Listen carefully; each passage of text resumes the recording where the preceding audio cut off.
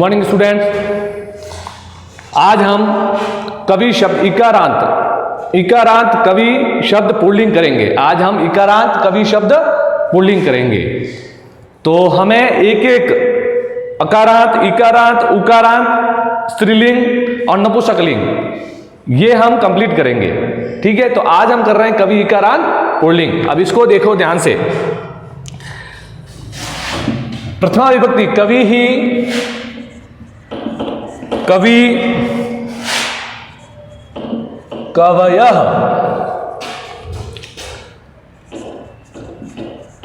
कविम, कवि, कवीन। ये प्रथमा, ये द्वितीया, ये तृतीया। कविना,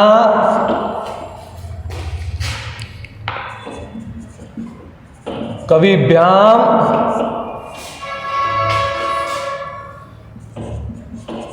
कविभिः,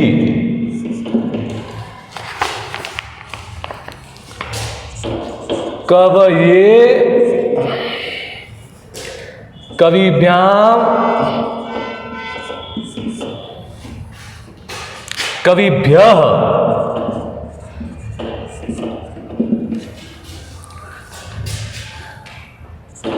कवेः, कविभ्याम, कविभ्यः,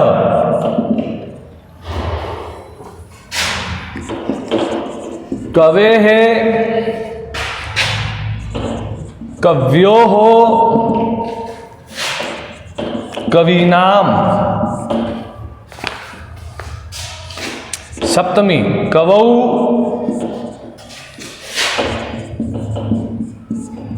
कव्योः, कविषु।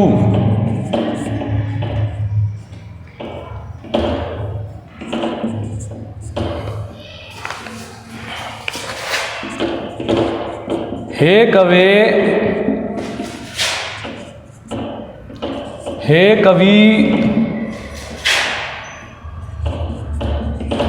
हे कवयः।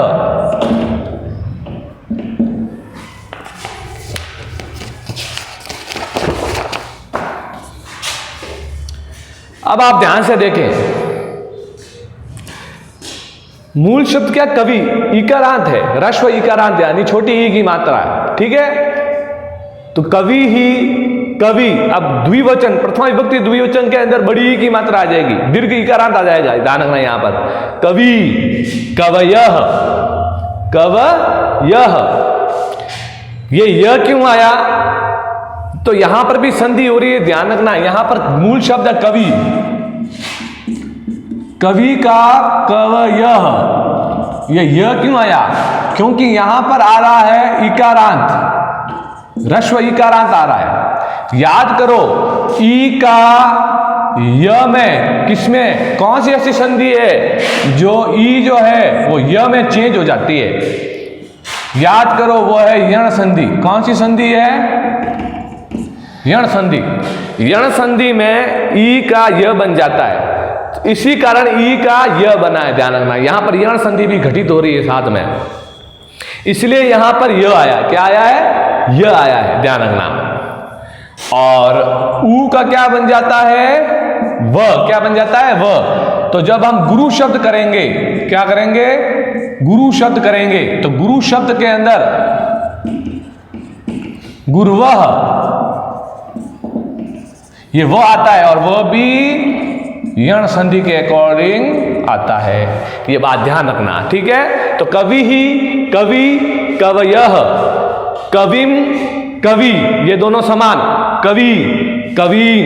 क्या आएगा? कवीन। ध्यान रखना। रामान पुल्लिंग शब्द, द्वितीय विभक्ति बहुवचन, राम शब्द के अंदर रामान, न और हलंत आता है। ध्यान रखना, कवीन। फिर यहां पर कवि ना, यहां प्रथमा विभक्ति थोड़ा अलग चलेगी, सॉरी एक वचन थोड़ा अलग चलेगा। ध्यान रखना, कविना, कविभ्याम, कविभिः, कवये, कविभ्याम, कविभ्यः, कवेः, कविभ्याम, कविभ्यः, कवेः, कव्योः, कवीनाम। याद रखना, द्वितीय विभक्ति बहुवचन और षष्ठी विभक्ति बहुवचन, द्वितीय विभक्ति बहुवचन और षष्ठी विभक्ति बहुवचन, उसके अंदर कवि के अंदर वी ई की मात्रा जो है वो दीर्घ हो जाएगी, ध्यान रखना, ठीक है। बाकी सभी के अंदर आपको ह्रस्व इकारांत ही मिलेगा, यानी कवि शब्द के अंदर ई की मात्रा छोटी ही मिलेगी। केवल द्वितीय विभक्ति बहुवचन और षष्ठी बहुवचन के अंदर ई की मात्रा आपको बड़ी मिलेगी।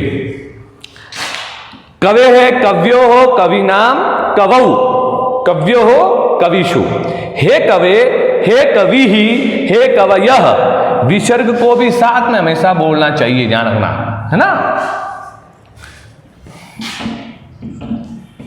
ये ध्यान रखना आप। तो इस तरह से आपको इस कवि शब्द रूप को ध्यान से देखना है। तृतीय विभक्ति के अंदर कवि ना आ जाता है, चतुर्थी में ये आ जाता है, और पंचमी षष्ठी ये दोनों समान एक जैसे हो जाते हैं, कवे है। और सप्तमी विभक्ति के अंदर औ की मात्रा आ जाती है, ध्यान रखना, सप्तमी विभक्ति एक वचन के अंदर औ की मात्रा। कुछ इन्हीं विभक्तियों के अंदर मात्राओं को याद रखना है, उसको याद करना पड़ेगा कि कहां पर बदलाव हो रहा है, कहां पर परिवर्तन आ रहा है, आपको यही यहां पर पकड़ने हैं। और इसके अंदर कव्यो हो जाएगा, ध्यान रखना, ठीक है। ये कव्यो क्यों हुआ, अब आप यहां देखें, कवि ही, अब इसके टुकड़े करेंगे तो ई, ये क्या है, ई का किस में हो जाएगा, य में हो जाएगा, ठीक है। तो वह क्या हो जाएगा, आधा हो जाएगा ना, और विसर्ग का ओ बन जाता है, पता है आपको, विसर्ग का ओ बन जाता है, ओ। तो क का क, ये वह तो आधा बन गया, ई किसने बदल गया, य में, और विसर्ग का क्या बन गया, ओ, कव्यो। समझ में आया। इस तरह से यहां पर इसके अंदर भी जो है संधि हुई है, ध्यान रखना, कौन सी संधि हुई है, इसके अंदर यण संधि भी हुई है, और इसके साथ साथ एक उत्व संधि भी इसके अंदर हुई है, जो विसर्ग का ओ बन रहा है, जो विसर्ग का ओ बन रहा है। तो संधि हर एक टॉपिक के अंदर आएगी, हर एक टॉपिक के अंदर वो घुसी हुई होगी संधि, इसलिए संधि टॉपिक को अच्छे से समझना बहुत जरूरी होता है।